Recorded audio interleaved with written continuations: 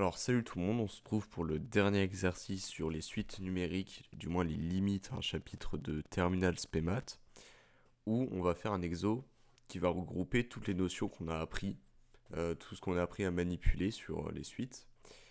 Alors, on a une suite définie par récurrence avec un plus 1 égale la racine de un plus 1. Tout ça pour tout n appartenant à grand N.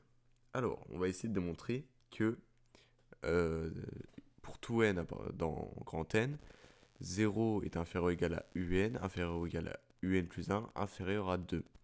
Donc on va utiliser la récurrence, qui est une méthode que vous connaissez avec l'initialisation, l'hérédité et enfin la conclusion. Donc on initialise pour n égale à 0, on a u0 égale à 0 et u1 égale à 1. Donc on obtient bien 0 inférieur ou égal à u0, inférieur ou égal à 1, inférieur à 2. Donc P0 est vrai. Passons à l'hérédité, on suppose que il existe n dans grand N tel que Pn est vrai, et donc on va essayer de la démontrer. La technique, c'est d'essayer de remettre la formule un plus 1 égale à racine de un plus 1. Donc première étape, on rajoute 1 à l'égalité, enfin l'inégalité. Ensuite, on met la racine, et là, on obtient bien... Alors, il faut bien préciser que la racine est toujours croissante, du coup, ça n'inverse pas l'inégalité. Et on a par définition que un plus 1, le tout à la racine carrée, est égal à un plus 1. Et pareil pour un plus 1, racine carrée, c'est un plus 2. Donc on trouve bien l'égalité parce que 1 c'est bien supérieur ou égal à 0, c'est bien supérieur bien sûr. Et racine de 3 c'est bien inférieur à 2. On peut réécrire l'inégalité et donc on a prouvé qu'elle est héréditaire. Alors on a la conclusion par récurrence que pour tout n dans grand N, Pn est vrai. Et donc, bon, on fait une phrase peut-être un peu plus précise, tout dépend de votre prof, par exemple, parce que la propriété est initialisée et héréditaire, alors la propriété est vraie pour tout n.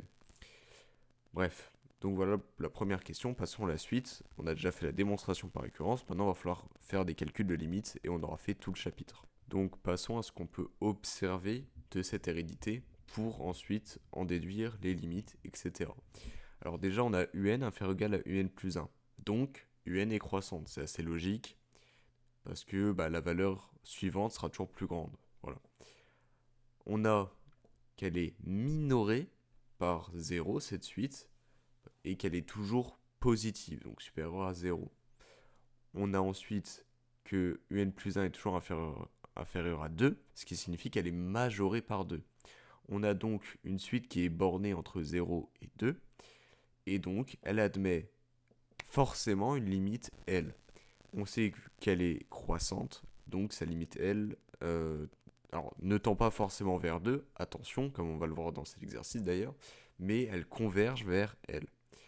Donc on peut noter L égale limite de lorsque n tend vers plus à l'infini de un, et donc on va passer à la limite, dans un plus 1 égale la racine de un plus 1.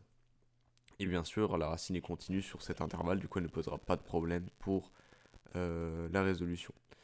On a L égale racine de L plus 1, parce qu'ils ont tous les deux la même limite quand elles tend vers plus l'infini. On élève au carré, puis on résout l'équation qui est donnée. On obtient deux solutions qui sont L égale 1 plus ou moins racine de 5 divisé par 2. Et donc on est obligé de récupérer une solution, mais laquelle?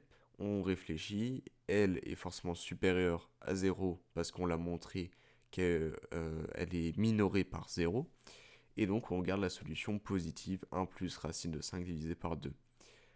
Et donc là on obtient un chiffre qui est très intéressant, qui est le nombre d'or, que vous pouvez connaître en dehors des maths, parce que, enfin, avec toujours une dimension maths, mais qui est très intéressant, même très idolâtré par beaucoup.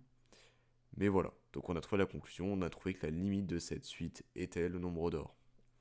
Donc voilà, c'est tout pour cette vidéo. Je vous invite à vous abonner et à liker. Il y a d'autres exercices possibles où par exemple où la limite va diverger vers plus ou moins l'infini et on est capable de le montrer par d'autres moyens, par un raisonnement, par l'absurde, par récurrence, etc.